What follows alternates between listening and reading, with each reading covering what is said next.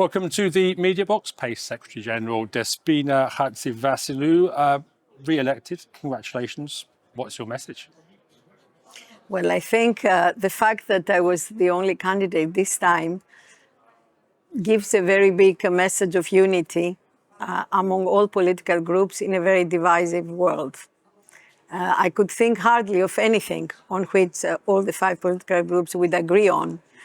And this is why, with all modesty, I think it was a major achievement that no other candidate was put forward, because all 5 of them signed my candidature and supported me.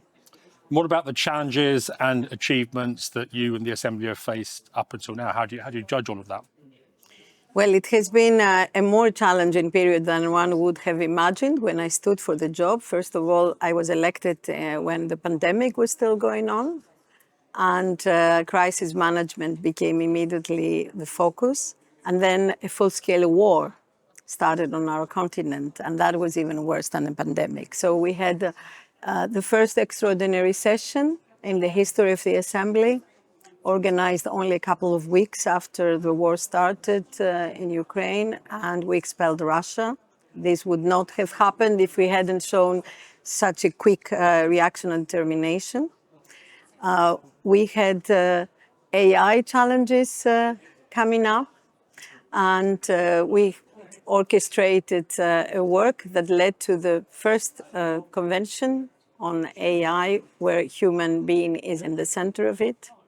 But if you want, more generally, the challenges of this year added to the war in Ukraine have been challenges to the human rights system itself. You know very recently how the case law of the court has been in criticism, etc. So we need to uphold the values of the organization and at the same time focus our priorities, because we have very limited resources. So this sentence, doing more with less, is very difficult in such a challenging environment. Now, if I may speak about achievements in this challenging period, we managed to support Ukraine as I think nobody could even imagine. Even financial support was given thanks to Parliamentary Assembly. We ensured the presence of women parliamentarians. I feel very proud for the gender equality that is now a reality. We are basically near parity, both in members of the Assembly and when it comes to the staff, where we have 100% female management. And I'm proud of my 2 women directors and all the women heads of secretariat, not because they are women, but because they were the best when they applied. We still have some men in the secretariat, I can assure you. But you feel that when a woman takes a leading position, other women dare more than they would have dared otherwise. And looking at what's coming up in the next few years, what are your priorities?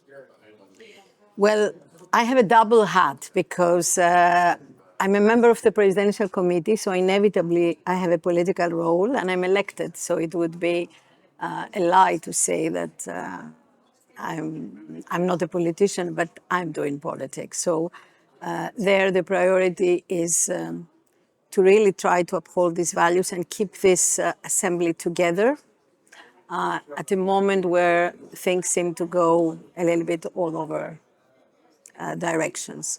Now, as head of Secretariat of the Assembly, I would like to continue with more flexibility, transversal work, trying not to think only about committees, as we used to do for many decades, but colleagues, this enormous rich Assembly staff. We represent only 5% of the Council of Europe budget, but my colleagues, who are not even 90 people, are doing a huge work. So I would like to focus more on prioritizing what they are doing so we can manage even with the limited resources.